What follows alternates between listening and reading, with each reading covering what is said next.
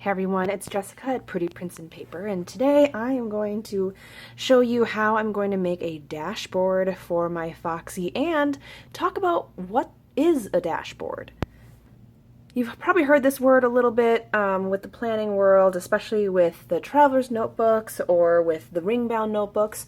It can be a little bit confusing as to what it's for and what it is. So in my Foxy, I got this from their platinum sale a couple months ago, but inside I have my inserts, and then there is this plastic sleeve that is called a dashboard. So you see it's just completely clear, and there's this little pocket on the inside.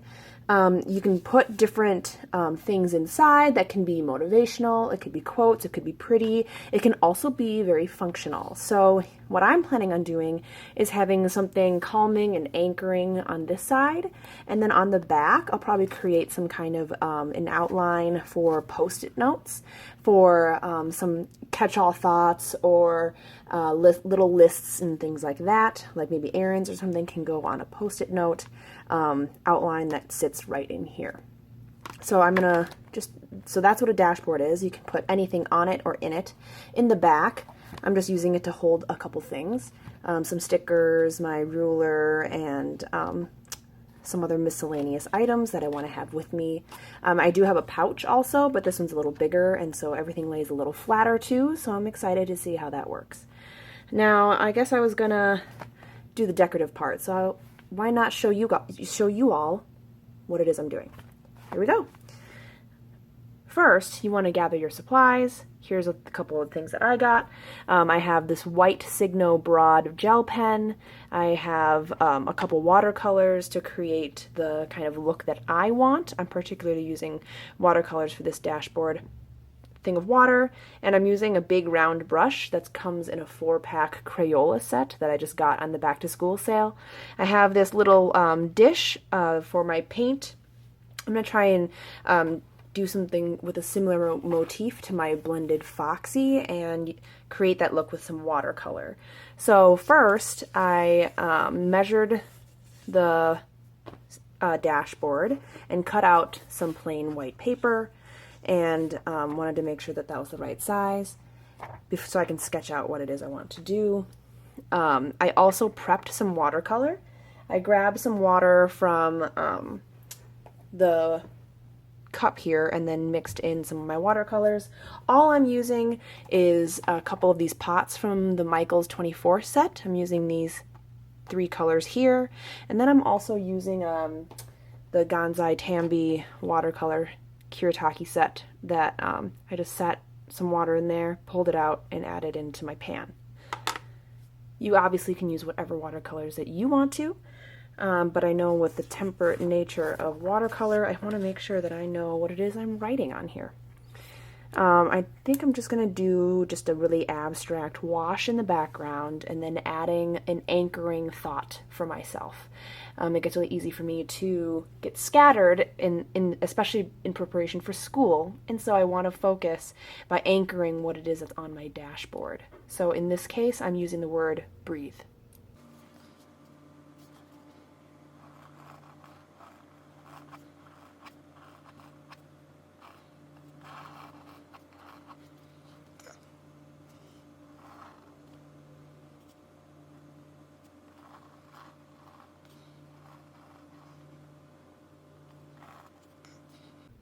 So I'm sketching it out, and I want to align this with this line.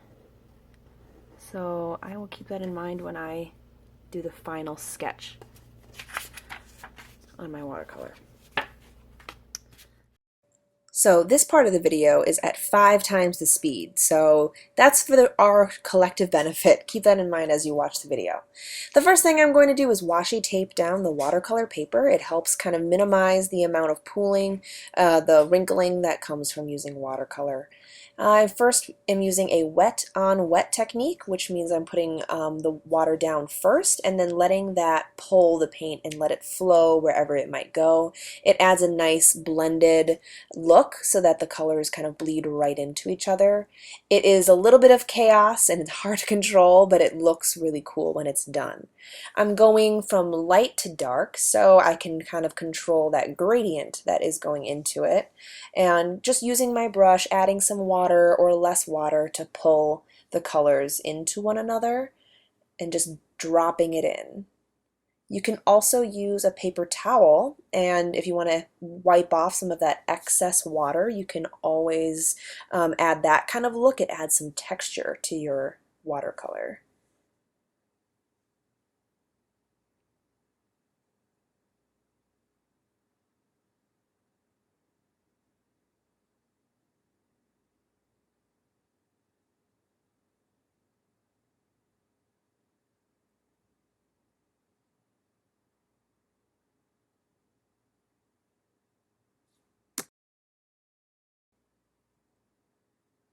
To speed up the drying process, I am using a heat gun. So I got this from my scrapbooking days a long time ago. You can get them at Michael's in the scrapbooking section next to your embossing tools, and it just helps me speed up this part because I am super impatient.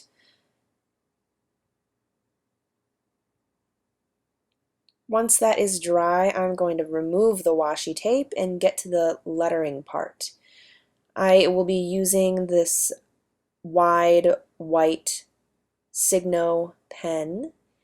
I've used a lot of white pens, and this one is my favorite because it comes out the smoothest and the thickest, short of using a chalk pen.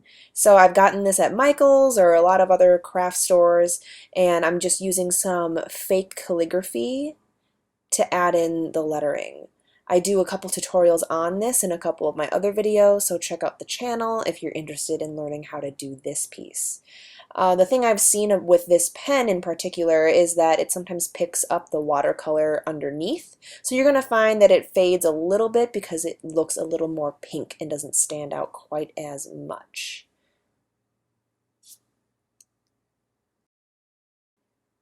And then once you're done, you can always round the corners if you happen to have a scrapbooking punch, totally optional, and then struggle all day like me to get that into that dashboard cover. You can do anything with this dashboard. You can put whatever you want in it. I just chose a watercolor.